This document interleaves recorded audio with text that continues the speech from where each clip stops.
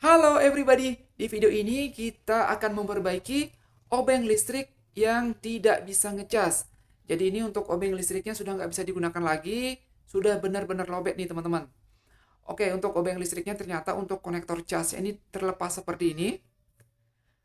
Dan teman-teman, di sini untuk mereknya Liongdi. Ya, merek apapun, saya rasa untuk proses perbaikannya sama kayak gini. Dan setelah saya cek, ternyata untuk konektor casnya itu melekat di ujung casnya seperti ini. Oke, ini dia untuk konektor casnya. Dan di sini saya perhatikan untuk konektor casnya masih bisa digunakan, artinya kaki-kakinya itu masih utuh. Jadi tinggal kita rapiin aja, tinggal kita luruskan kembali nih teman-teman. Jadi kita tidak perlu menggantinya dengan konektor cas baru. Cukup merapikan aja ini kaki-kakinya.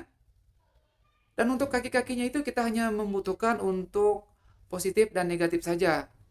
Untuk power aja yang kita butuhkan dari micro USB-nya. Untuk koneksi data tidak perlu lah. Kemudian kita buka dulu beberapa baut yang ada di bagian gagangnya. Dan setelah baut-baut yang terbuka, kita lepas aja penutup di bagian gagang seperti ini. Jadi tidak perlu membuka semua baut yang ada di obeng ini, teman-teman. Jadi ini tidak perlu kita buka baut-baut yang di sini. Cukup yang di gagang aja. Kemudian di sini ternyata untuk board ini menggunakan baterai yang sama dengan vape, hair clipper, sama juga dengan speaker-speaker aktif dan juga center-center.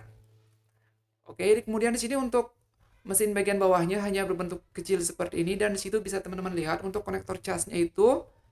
Nah, jadi di sini hanya membutuhkan positif negatif saja dari konektor micro USB tadi. Oke, selanjutnya di sini kita rapiin lagi untuk kaki-kakinya, teman-teman. Nah, setelah kakinya rapi, kita tes pasang lagi. Jadi di sini sebelum kita solder, pastikan dulu kalau kakinya sudah berada di posisi yang pas. Kemudian kita jepit di sini. Kita jepit sebelum kita solder agar nggak goyang-goyang dia. Kemudian di sini kita isiin flux. Nah, gunanya kita mengisi flux seperti ini agar supaya nanti timah kita itu bisa melekat dengan baik di antara board dan juga konektor cas kita. Kemudian di konektor cas juga kita isi flux seperti ini. Nah, bila perlu teman-teman isi timah dulu di bagian konektornya. Kalau misalkan timahnya itu sudah benar-benar habis. Oke, kemudian setelah soldernya panas, kita mulai pemasangannya, guys. Kita gunakan pinset untuk mengencangkannya seperti ini, kemudian kita mulai solder perlahan. Nah, teman-teman bisa mulai soldernya dari bagian pinggir-pinggirannya dulu atau bagian kaki-kaki di bagian sampingnya untuk menguatkan konektor ini dengan boardnya, dengan mainboardnya seperti itu.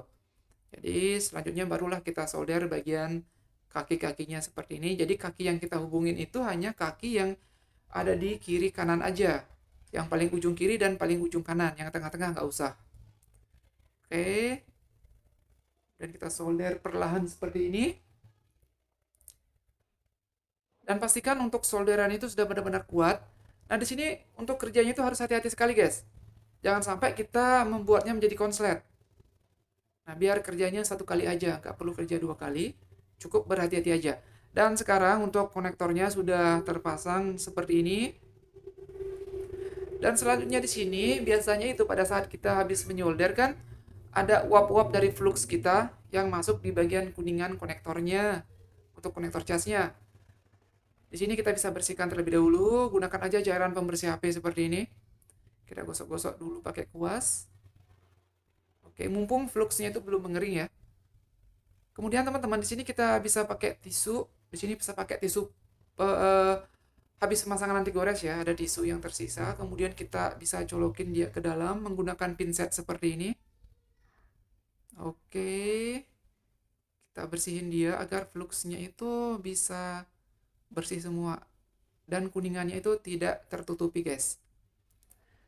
Nah, oke, sekarang sudah bersih. Kita coba ngecas. Kalau indikatornya menyala merah, berarti casnya sudah masuk. Oke, kita pasang dulu untuk casnya. Dan indikatornya sudah menyala nih, teman-teman. Seperti itu ya.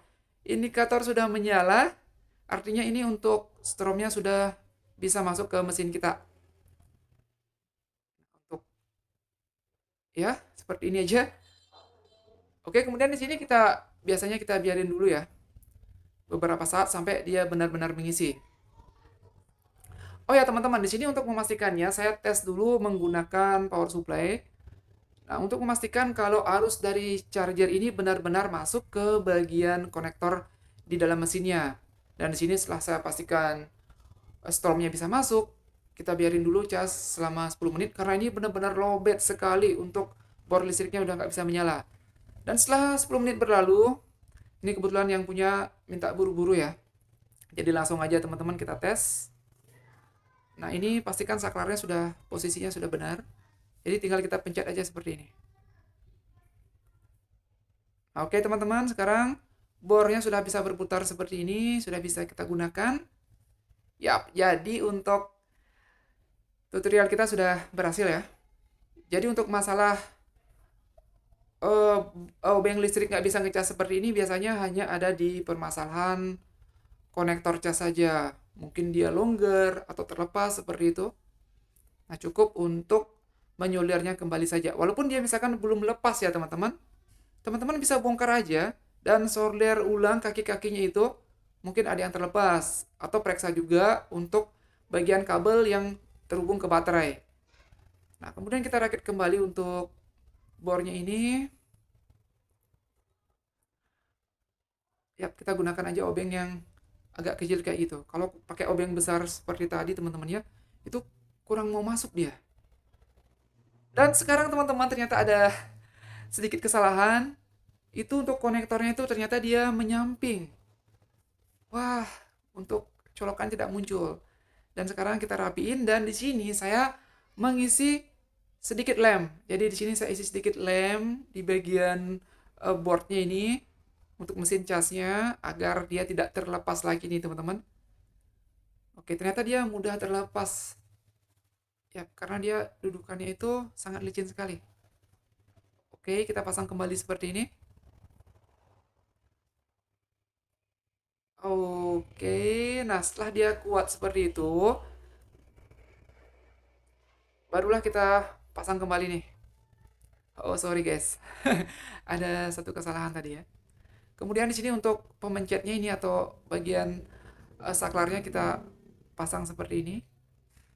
Jadi agar pencet-pencetannya itu bisa kita gunakan dengan baik. Oke, barulah kita pasang untuk penutup gagangnya ini. Oh, sorry teman-teman. Ternyata tangan saya menutupi ya.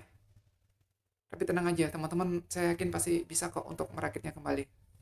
Sekarang kita colokin untuk chargernya dan lampu indikator sudah menyala seperti ini. Ini menandakan arus dari cas sudah masuk ke mesin dan akan masuk ke baterai kita. Dan lama-kelamaan kita cas, baterainya akan terisi dengan penuh. Dan obeng listrik ini bisa digunakan kembali dengan baik. Selanjutnya kita rakit dulu nih, kita pasang kembali untuk baut-bautnya dan kita tes teman-teman. Di sini kita tes, kita pastikan tes untuk arah kiri dan arah kanannya untuk membuka baut dan juga untuk mengencangkan bautnya. Dan di sini semuanya sudah berfungsi dengan baik. Jadi sekian aja video kita kali ini teman-teman. Semoga bisa bermanfaat. Bila suka, silahkan di subscribe channel ini karena subscribe itu gratis, di like videonya dan bila perlu di share. Sampai jumpa lagi di video yang lainnya.